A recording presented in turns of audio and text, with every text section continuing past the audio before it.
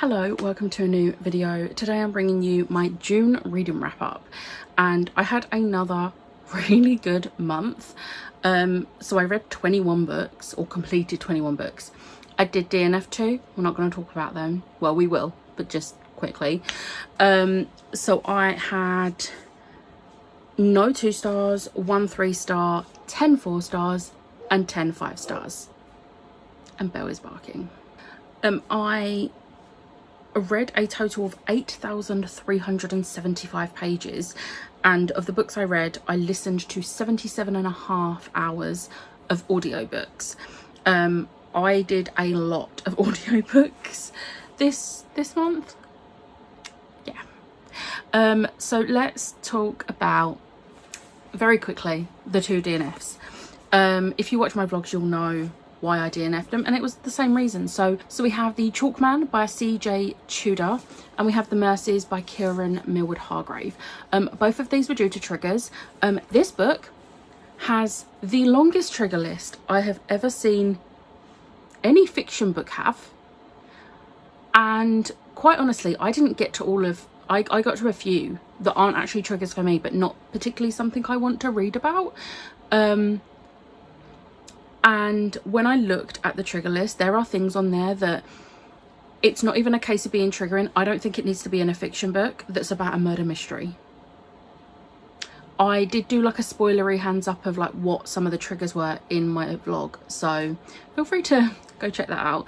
And then the Mercies has a trigger in it that I am very much like I know what the context is going to be and I don't want it, but it also has some other triggers. It has quite a few triggers in this one, and I'm going to be honest, like there is a trigger that is quite common in Kieran Millward Hargrave's adult books, and knowing her, part of her like background, I do understand why she writes it, and it's not actually a trigger for me, but it's not something I enjoy reading. So I think this is the push for me to stop giving her adult books a go, and I'll just stick with her YA and middle grade, because as much as her writing is beautiful, I just don't enjoy the actual stories. So a bit sad about this, but these are books I've had this since 2020 and this since 2021, so 2 books off of my TBR. It's a win still. Okay, so now we're gonna move into books. Now, the first 2 books I'm going to talk about, I didn't actually read them right one after the other. There was a couple of books in between, but I'm just going to talk about them because it's the final 2 books in a series, and it is The House of Hades and The Blood of Olympus by Rick Riordan. These were both 5 stars. I'm not shocked in the slightest. I really enjoyed it. I do think Blood of Olympus is my favourite in the series, in the like Heroes of Olympus series. I really enjoyed how everything came together, everything wrapped up. I thought it was done so well, but House of Hades was still a fun time, and I really enjoyed House of Hades as well. So yeah, finished another series, one that I started this year as well, but I'm gradually catching up. I've only now got the Kane Chronicles and the Trials of Apollo in the Percy Jackson world, and then I'm caught up, although I do think there is a new one. Anyway, next up, me and Jen Buddy read Horseman by Christina Henry. This was a 5 star for me. I'm not shocked. It's Christina Henry. I really enjoyed this. I thought it was so well written, and I only know of the Horseman like fairy tale. Is it a fairy tale? The Horseman story, based off of the Sleepy Hollow movie and the TV show. So it was really interesting to see another take on that, and I loved how it was written, and there was some representation in here, not my representation, but representation that I did not see coming, and I thought it was done so well, and I really enjoyed how it was dealt with, and I just had such a fun time with this. It was creepy and atmospheric, which is what I want from a Christina Henry, but also the plot was just perfect. Next, I read The River of Silver by S.A. Chakraborty. This was a 4 star. So the actual Daevabad trilogy, I think, was mostly 5 stars. The only reason this is a 4 star is simply because it's short stories. It doesn't bring anything major to the storyline. I don't know if you can hear that music in the background. Someone has parked their car outside and they're blasting music, so I apologise, but I need to get this filmed. I hate people so much. But yeah, as I was saying, River of Silver. I did really enjoy it. And another thing I really liked, because obviously I didn't even look into this until I'd finished the trilogy. However, I do like how at the start of each short story, it tells you where in the timeline it falls and if it has spoilers for any of the main books. And because there was a couple that are spoiler free, but I really liked how that was done. I thought that was done really well. Next up we have Convergence by Zoraida Cordova. I really enjoyed this. I really liked the characters and thought it was really well written. I really enjoy Zoraida Cordova's writing anyway, so it was really interesting to see her sci-fi, because I've only ever read her fantasy before. But this was a great start to a trilogy, and I'm really excited to continue on with the next book. The next book is by a different author, but I think this one has really set up the trilogy and introduces some new characters, and I'm really having a great time with the High Republic books. Next up we have The Prisoner's Throne by Holly Black. Now I went into this thinking this was the second book in a trilogy. It is not. It is the second book in a duology. So I have finished a series. I was really confused as I was getting to the end of this, and I was like, this feels like it's wrapping up a bit too well. What's happening? And I looked and no, it's a duology. It was really well done. I really enjoyed how this one went, and just the scheming of these characters is just always so great. I love this world. Kind of hope there will be more in the world, but at the same time I do think it's finished on a really nice place. But I also wouldn't say no to more in the world. And I can't remember if I said, but this was a 5-star. Next up was The 7 Year Slip by Ashley Poston. I read this for Chloe's Patreon buddy read. This was a 4-star. I genuinely thought it was going to be a 5-star. I messed up. So after reading Dead Romantics and that having a major trigger for me in, but I went into it knowing about the trigger, I was told by multiple people, oh, that's not in this. Me, silly old me, forgot to ask if other triggers were in it and forgot to look up if other triggers were in it. And bam, one major one hit me, and it just numbed the enjoyment for me a little bit because it really threw me and I wasn't expecting it. But yeah, it was a really, really cute romance. I really liked the romance, and I really liked the magical side of it. I thought that was really well done. I just was a bit blindsided by my trigger again. And I'm really sick because this is a new trigger. Well, it's not a new trigger. It's a very old trigger for me, like teenage Becca trigger. But it's a new one for it to like blindside me in a book. I've not had that for a while, so yeah. Next up, I read A Sol of Asan Blood by Jennifer L. Armentrout, and this was my 3-star. I am absolutely gutted because I'm pretty sure all the books in this series so far have got 5 stars from me. This was a bit of a cop-out of a book. I don't know why she had to write this book the way she did, but no spoilers, but it's essentially book 1 from a different character's point of view, told in flashbacks, but it's fully going into detail of things that happen in book 1, and I'm like, I don't need to be told book 1 again. I know what happened in book 1, I read it. Literally about 95% of the book was just being told book 1 again, and the other 5% was just snippets of unnecessariness, and we didn't even get the answer in the end, and I was just so disappointed. So I'm hoping the next book is much better and we actually get some answers to the plot, because I would quite like that, please and thank you. But yeah, very disappointed in this. Next up, it was release day, and I read Not in Love by Ali Hazelwood. Now, this was a 5-star. I just want to put that out there. It was a 5-star. However, it's my least favourite Ali Hazelwood. It did not get all 10s on Core Pile.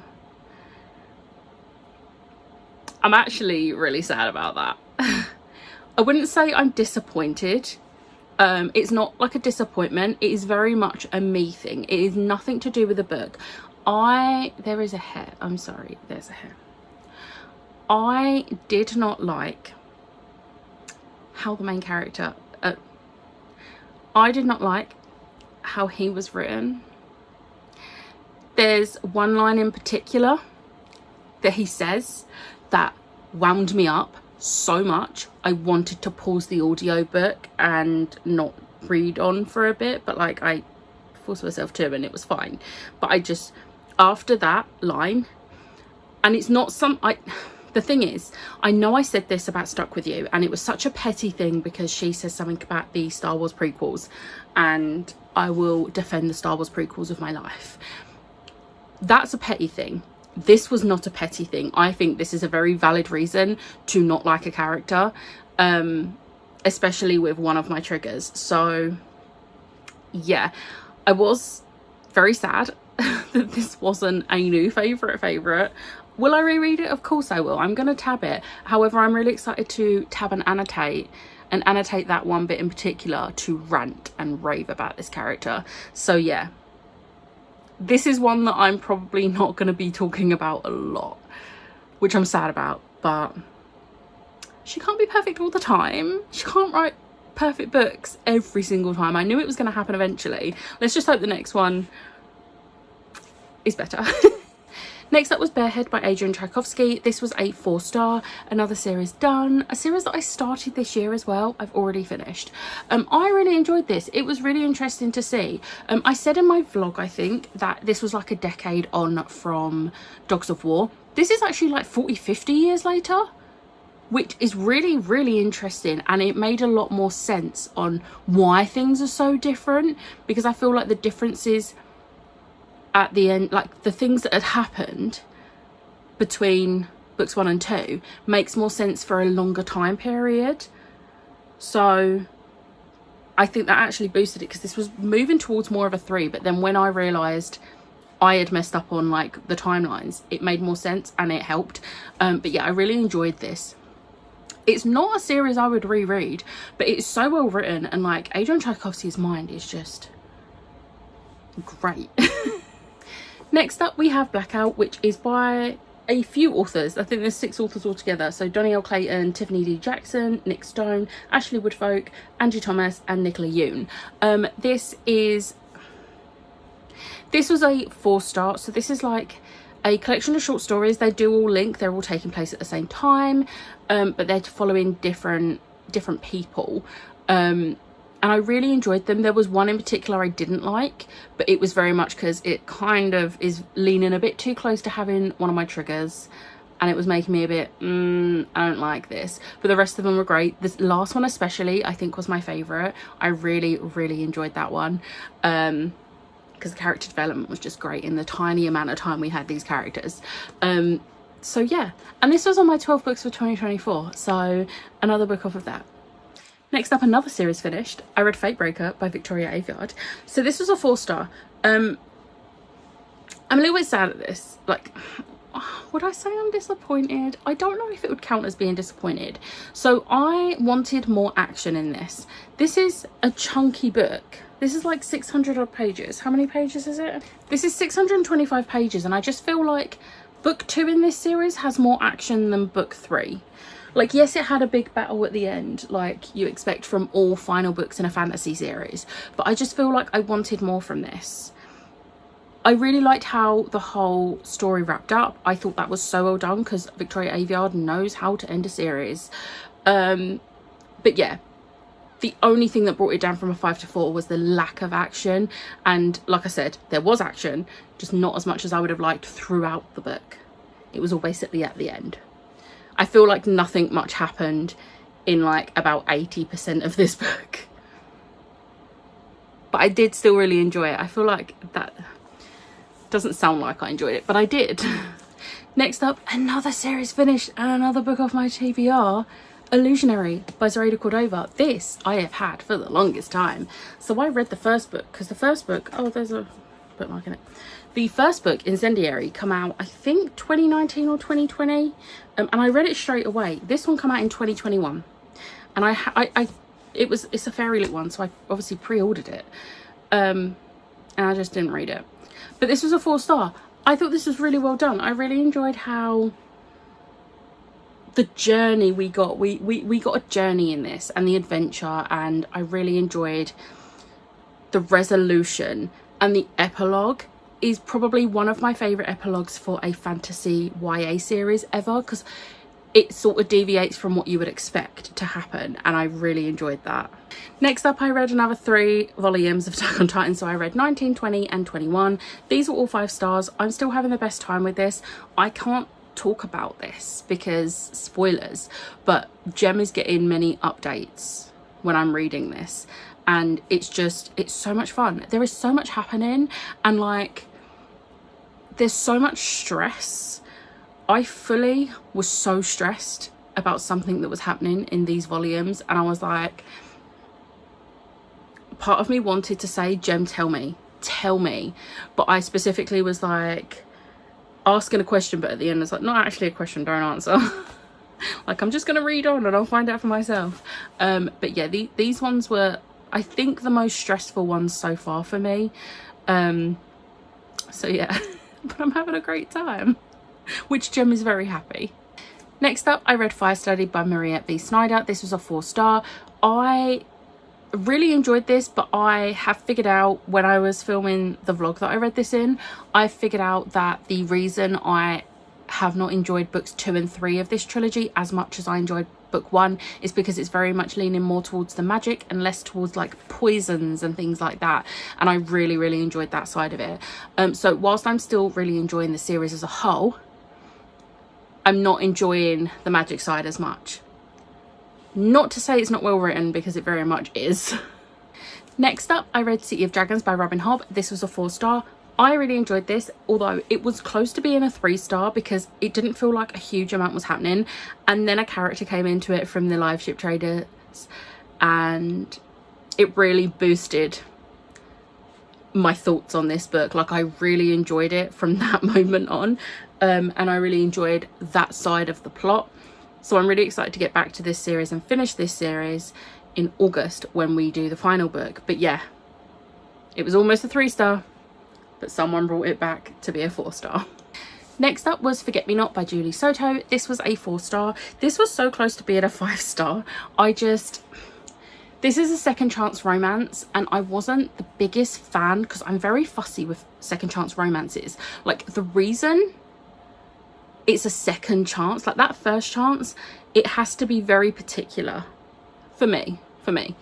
It can't just be any reason that it didn't work out the first time between the couple. And I wasn't the biggest fan of what happened originally, but I did like how we were getting snippets of the past as we were getting the current story. So I did enjoy this, and I am happy with the ending. I really enjoyed the ending. But yeah, there was just like little bits niggling me about it. So that's the only reason it was a 4, not a 5. Next up, I read Jara by S.J. Jones. I was pronouncing this Zara. Then I listened to the audiobook, and it is in fact Jara. This was a 4-star. I did enjoy this. I'm going to be honest, I feel like there wasn't as much action as there could have been in this. A lot happened, don't get me wrong, but I just feel a bit underwhelmed by this. And I was thinking of getting the Illumicrate edition of the sequel to match this one, but I have decided I'm not going to, and I don't actually know if I will read the sequel. I feel like it wrapped up enough that I'm happy with where it ended, even though I do know there is a sequel. And the things leading it on for a sequel, I'm not that fussed about. So I did enjoy my time reading it, but I'm not fussed about continuing it, if that makes sense. And then the final book, it was really cutting it fine in June. It was Stress. Was A Court of Wings and Reyn by Sarah J Maas. This is obviously a 5-star. Are we shocked? No. I tabbed. I cried a lot. It was great. I had a great time. I don't really know what else to say. I've loved rereading this series and tabbing the hell out of it. I'm really excited to reread A Court of Frost and Starlight because it's like a quarter of the size of this. It's gonna take me no time at all. So yeah, but also like I really enjoy Court of Frost and Starlight. I know a lot of people don't. It's the incorrect opinion, just saying. It's a great novella and bridges the gap nicely for A Court of Silver Flames, and I will die on that hill. But yeah, I finished off the month with a favourite and it was great. Okay, so favourite book, it doesn't sound like it, but it was Not in Love by Ali Hazelwood. It did get the highest on core pile, and I do think it does belong there because, like I said, I did still really enjoy it. It was still a 5-star. It was a very, very high 5-star. There was just a few bits that I wasn't the biggest fan of. So yeah, favourite book of the month. Okay, so that was my wrap up. Let me know in the comments below what your favourite book you read in June was, and I'm really excited to maybe have a bit more of a chilled July. We'll see. Probably not. My TBR itself is more chilled, but whether my lack of control for wanting to read everything at once, we'll see. But I hope you enjoyed this video. If you did, hit the like button, hit the subscribe button, and I'll see you next time. Bye.